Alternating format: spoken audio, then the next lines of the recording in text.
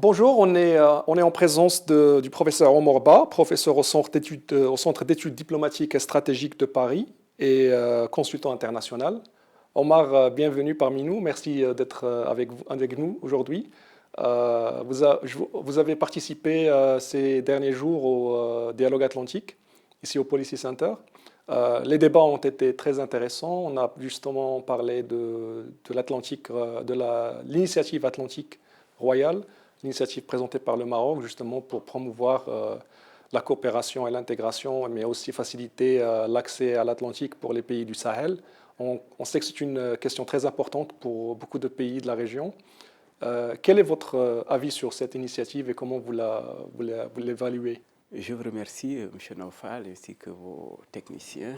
Vous permettrez d'abord de saluer le Policy Center for the New South, l'Université Mohamed VI, et surtout le Royaume chérifien, pour nous avoir permis d'avoir cet échange international de très très haut niveau. Je pense que cela concourt à la vision, certes, de Sa Majesté, le roi Mohamed VI, que Dieu l'accorde beaucoup plus de santé et une longue vie, ainsi que son règne, et la stabilité du Maroc. Je pense que le Maroc, c'est un pays frère du Sénégal, dont je suis originaire, et aujourd'hui, je crois que cette initiative voudrait dire tout simplement qu'on a là un reprofilage du royaume chérifien en termes de vision stratégique, en termes de renouvellement de sa diplomatie et de priorisation de la coopération sud-sud d'abord intra-africaine et qui ne l'empêche pas d'avoir aussi une ouverture avec l'Euromed, mais aussi avec la dimension transatlantique avec les États-Unis. Voici un pays pivot qui a échappé par exemple au printemps arabe et qui se modernise tout en alliant sa tradition et son ouverture au reste du monde. Ça, c'est ce qui me rappelle le paradigme senghorien de l'enracinement et l'ouverture. Deuxièmement, parce que cette politique étrangère novatrice monarchique qui est impulsée et incarnée par son gouvernement avec les élites marocaines montantes de sa diaspora et autres peut avoir un écho favorable. Et aujourd'hui, l'histoire me donne raison quelque part. Je me rappelle lorsque le Maroc voudrait revenir dans le cadre de l'Union africaine, on a eu un débat assez chargé au niveau d'Africa 24. Et j'étais là avec Mme Dr Naïma Korchi, que je salue au passage.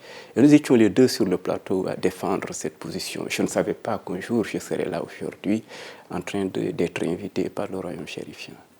Mais cela donne une occasion unique à nos pays de tous bords de saisir cette opportunité, au-delà même des pays de la façade atlantique, de pouvoir savoir que le monde est en train de se muter de façon accélérée. L'ancien monde unipolaire est en déperdition totale. Le nouveau monde polycentrique n'est pas suffisamment consolidé. On est dans une sorte de ce que j'appelle moi la transition des grandes puissances et un nouvel ordre mondial en gestation, c'est-à-dire balbutiant. Et à ce niveau-là, il va sans dire que la surpriorité serait que l'Afrique joigne sa parole à la redéfinition des rapports des relations internationales et ne soit pas tout simplement un suiveur, c'est-à-dire un acteur passif ou un pion au service de telle ou telle autre puissance.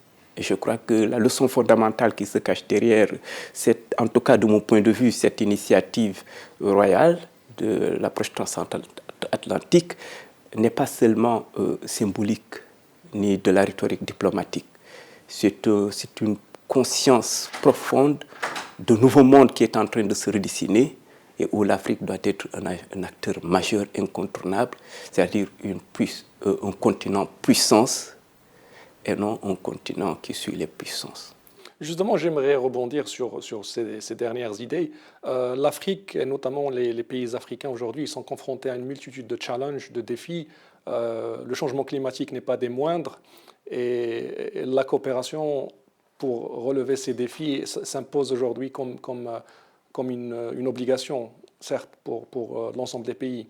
Donc, quel intérêt, selon vous, les pays africains doivent accorder à la coopération sud-sud au niveau du continent et au-delà pour justement relever ces défis, que ce soit le changement climatique, les défis socio-économiques, mais aussi leur présence et leur représentativité au niveau des institutions multilatérales, l'ONU, le FMI, la Banque mondiale et tout ça?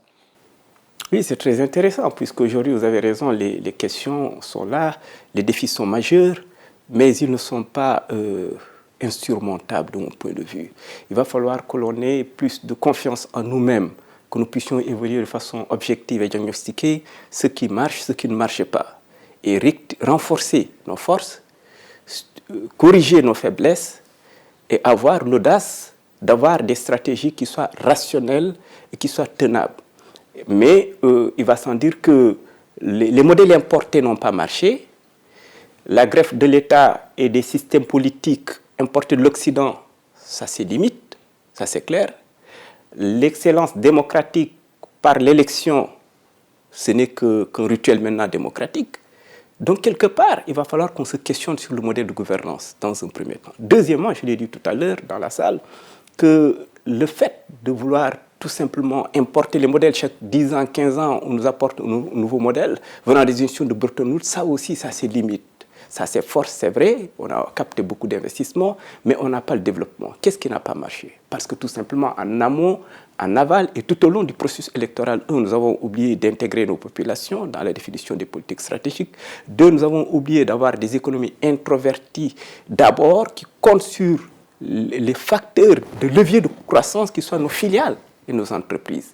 Généralement, ce sont des filiales étrangères, à l'exception un peu du Maroc par exemple, mais si vous allez dans d'autres pays, on a des croissances qui sont en deçà, au-delà du moins de la moyenne mondiale en Afrique. Mais cette croissance-là, elle est tirée par quoi? Par des filiales étrangères. Et donc cet argent-là qui est créé par la croissance nationale, mais cet argent repart dans les pays d'origine. Donc ça veut dire quoi? Ça veut dire techniquement, vous avez une balance des paiements qui est structurellement déficitaire, avec un budget qui est structurellement déficitaire en amont. Donc quand vous avez ça sur le plan macroéconomique, vous ne pouvez pas faire de relance budgétaire d'un côté, et vous n'avez pas la monnaie pour ce qui est des pays du franc CFA, pour ne pas les citer, de l'autre côté. Donc quand vous avez cela, vous êtes bloqué. Donc vous pouvez avoir un plan sur 30 ans. On avait dit Sénégal 2050, 2035, plan de l'émergence, sous Macky Sall. On a une alternance démocratique, c'est bien. Le nouveau régime veut implémenter sa politique, nous projette sur 50 ans, Sénégal 2050. C'est très beau tout ça, mais qu'est-ce que nous allons faire du Sénégal d'aujourd'hui si nous attendons 2050? Et pendant ce temps, le FMI demande à ce qu'on ait une diminution de la subvention à l'énergie. Mais l'économie, c'est l'énergie transformée, bien évidemment. Donc si vous diminuez les subventions à l'énergie dans un pays où les gens ne travaillent pas, vous allez avoir techniquement ce qu'on appelle l'inflation. Si vous avez l'inflation, qui va payer ça? C'est tous les ménages, bien évidemment, de façon indistincte. Donc l'économie, la productivité économique, la compétitivité se grippe, se contracte, et in fine, la croissance ne sera pas au rendez-vous, même si nous sommes pays producteurs de pétrole. Donc la phase transitoire entre le modèle économique importé et la réalité du terrain n'est pas suffisamment opérée. Pourquoi? Parce que nos élites, la plupart d'entre elles, n'ont pas cette vision stratégique qu'incarne aujourd'hui le roi du Maroc, qui impulse à la fois la modernité, une cadence d'investissement stratégique et qui tient à avoir des relations apaisées avec l'ensemble des partenaires stratégiques du monde. Ce qui voudrait dire que le Maroc étant stabilisé, ayant des alternances politiques au sein du gouvernement, le pays se modernisant, jouant sur l'hygiène, la qualité de travail, l'ingénierie systémique, les universités qui foisonnent, le fait de polariser les intellectuels du monde ici et de sa diaspora font que le Maroc a aujourd'hui une stratégie qui dépasse certains de ses voisins en termes de stabilité, en termes d'attractivité territoriale, en termes de captation des capitaux, mais aussi de relocalisation de filiales étrangères. Ça voudrait dire techniquement que la qualité de travail et de l'emploi au Maroc va augmenter. Et plus ça augmente, plus la qualité de production sera plus compétitive au plan national et international. Et donc, in fine, plus le Maroc va se positionner dans la mondialisation comme étant un acteur majeur émergent, pourquoi pas une puissance réelle. Merci beaucoup, cher ami. C'est moi qui vous remercie. Merci pour ces explications. C'est toujours un plaisir de vous parler.